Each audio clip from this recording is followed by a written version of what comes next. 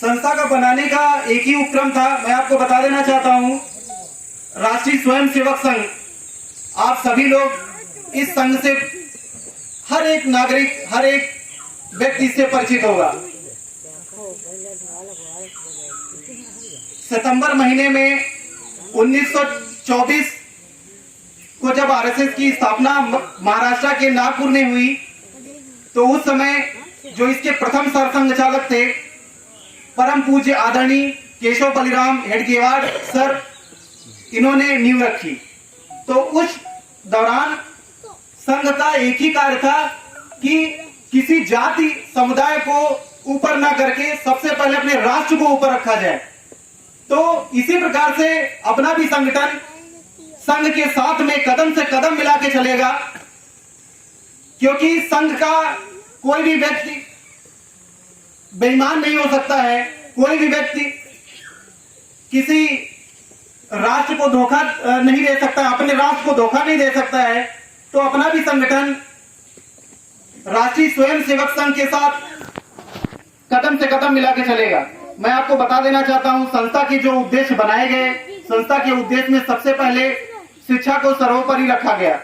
शिक्षा आज के क्षेत्र में जब भी शिक्षा का नाम आता है तो छोटे छोटे बच्चे गांव के जिनके सपने, आज भी यहाँ पे बहुत सारे बच्चे बैठे हुए हैं जिनके कुछ सपने होते हैं कि हमको आईएएस बनना है, पीसीएस बनना है, कोई चाहता है हम मिलिट्री में जाएंगे, लेकिन उन बच्चों को संगति ना मिल पाने के कारण ग्रामीण परिवेश में वो आगे नहीं बढ़ पाते हैं। तो मेरा संगठन उन बच्चों को तैयार करेगा जिनको राष्ट्र के लिए कुछ करना है, समाज के लिए कुछ करना है। तो शिक्षा ऐसा नहीं है कि हम लोग कोई विद्यालय खोल के उनको एबीसीडी छोटा बड़ा पढ़ाना है, ऐसा कुछ नहीं। बस शिक्षा का एक महत्व यह है, शिक्षा हमारे क्षेत्र में अपने धर्म की शिक्षा, हमारे राष्ट्र को कुछ करने की शिक्षा होती है, उसकी एक जागरूकता अभियान चलाया जाता है। तो वो हम लोग उस बच्चों को, व्यक्तियों को, और सबसे बड़ी चीज है शिक्षा का एक प्रचलन ये होता जा रहा है, बहुत विलुप्त टाइप में हो रहा है। आजकल के बच्चे क्या है, अपने बूढ़ों का सम्मान नहीं करना जानते हैं। सम्मान करने का प्रचलन पहले होता था, जो पैर छूने का प्रचलन था वो पैर के अंगूठों से होता था। आज का बच्चा सिर्फ घुटनों तक ही पहुंच रहा है। आने वाला जमाना होगा कि वो ऊपर तक पहुंचाएगा। तो ये शिक्षा संस्कार की बातें बच्चों को सिखानी पड़ेंगी, हम ही लोग सिखाएंगे। प्रभुवीर सेवा संस्थान डट के खड़ा होगा, बच्चों को शिक्षित करेगा। इसी क्रम में शिक्षा के साथ स्वास्थ्य का भी अपना संगठन का एक उद्देश्य है। स्वास्थ्य के रूप में ग्रामीण परिवेश में मैं आपको बताना चाहता हूं, बहुत सारे कैंप ऐसे सरकारी चल रहे हैं जो हमारे ग्रामीण परिवेश में नहीं पहुंच पा रहे हैं। मैं आपको बताना चाहूंगा, जैसे नेत्र शिविर हुआ, इसी के क्रम में आपका बहुत सारा ब्लड डोनेशन कैंप होता है, और आपके ब्लड प्रेशर, शुगर की जांच होती है। अगर कोई भी प्रधान है या कोई भी प्रतिनिधि है या फिर कोई भी समाज का नागरिक है, वो अगर अपने क्षेत्र में लगवाना चाहता है तो वो अपने क्षेत्र में शिक्षा, स्वास्थ्य के कई भी प्रकार हैं जो अपने क्षेत्र में आप लगवा सकते हैं। हम लोग पूरा आपका सहयोग करेंगे। हमारे साथ में बहुत सारी डॉक्टरों की टीम भी है, हमारे ट्रस्ट में भी 2 डॉक्टर ट्रस्टी हैं।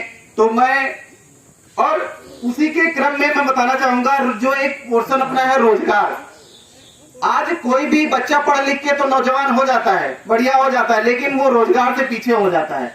तो हमारे राष्ट्रीय अध्यक्ष जी, जो कि आपका बख्शी तालाब में एक बहुत बड़ा इंजीनियरिंग कॉलेज है लखनऊ में, एसआर ग्रुप, उसके निदेशक भी हैं। तो सर के टच में कई एचआर मैनेजर भी हैं, कई सारे कंपनियों के एचआर जो है परिचित हैं। तो अगर किसी बच्चे को रोजगार नहीं मिल रहा है, शिक्षित है, तो वो सर के पास जा सकता है। हम लोग रोजगार भी उसको मुहैया कराएंगे। और बात करेंगे ग्रामीण परिवेश के विकास की।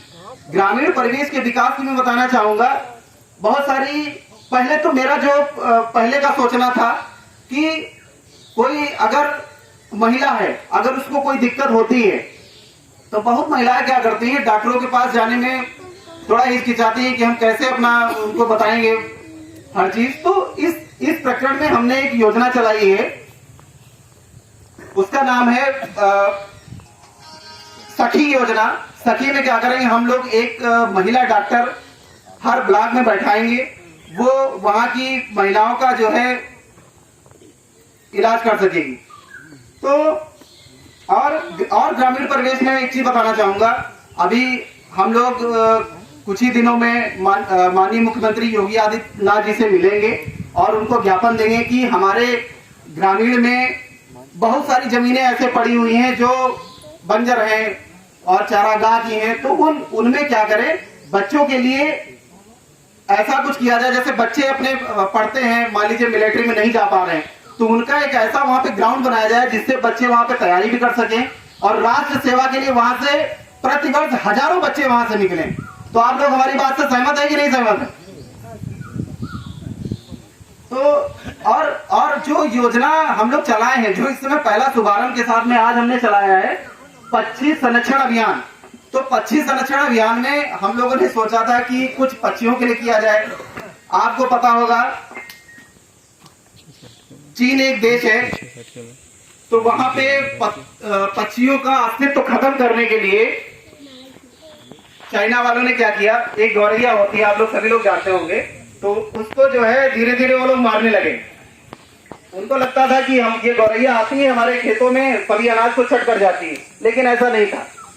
वो वहां पे उनके जो परभक्षी होते हैं, उनके जो खाने का प्रकरण होता है, जैसे कि उनके जो कीट हो गए, कीट पतंगों खाती थी, लेकिन उनको लगा कि हमारे अनाज को खाती है, उन्होंने गौरैया को मारना स्टार्ट कर दिया। और आपको बता दें कि ये कद्र वहां पे फैला कि जो चाइना वासी थे वो कौआ, बंदर, बिल्ली सब खाने लगे और ऐसा वहां पे भूचाल आया। आप लोग सभी अभी कोरोना से भी उभरे हैं, अभी वहीं से ये कोविड की स्टार्ट हुई थी। तो हम लोग जो है पक्षियों के संरक्षण में काम कर रहे हैं, जो हम लोग इस तरीके के कृत्रिम पात्र बनवाए हुए हैं, तो ये सब चिड़ियों के संरक्षण के लिए है। तो और पशु संरक्षण की बात करेंगे। पशु संरक्षण में अभी हमारी बात अभी गौ सेवा आयोग के उपाध्यक्ष हैं आदरणीय अतुल सिंह जी से अभी हुई है, तो उन्होंने हमको बुलाया भी है। तो गाय के लिए हम चाहते हैं कि गाय का संरक्षण करने के लिए अगर हमारे क्षेत्र में, हमारे ग्राम सभा में अगर 2400 रुपया कुंटल वाला गेहूं अगर गरीबों को, किसानों को मिल सकता है, तो हमारी गौ माता के लिए क्या 1200 रुपया कुंटल वाला भूसा नहीं मिल सकता है? आप लोग सहमत है कि नहीं सहमत हैं? तो 1200 रुपया कुछ ना कुछ योजनाएं सरकार को चलानी पड़ेंगी। हम लोग आग्रह भी करेंगे गौ सेवा आयोग में कि पशुओं के संरक्षण के लिए हम लोग करें, गौ सेवा के लिए करें। बहुत सारी गाय जो हैं घायल हो रही हैं, इसका कारण हम ही लोग हैं। ऐसे हैं कि हम लोग क्या करते हैं, खेतों के किनारे हम लोग कटीले तार लगा देते हैं। अभी एक गाय हमारे सदर में बहुत दिक्कत हो गई थी, तो उसको हम लोगों ने ट्रीटमेंट कराया, वो आज पूरी तरीके से स्वस्थ है।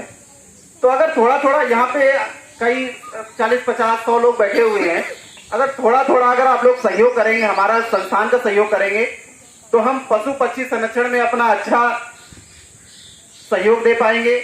और ये सब हो पाएगा आप ही की वजह से।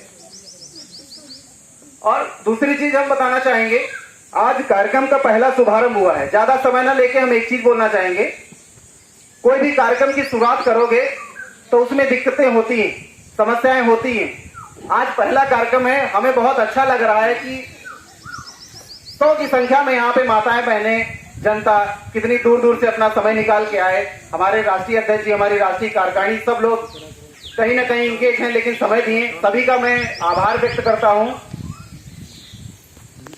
बस यही लास्ट में कहना चाहूंगा, सभी लोग हमारा साथ दीजिए। जय श्री राम, हर हर महादेव।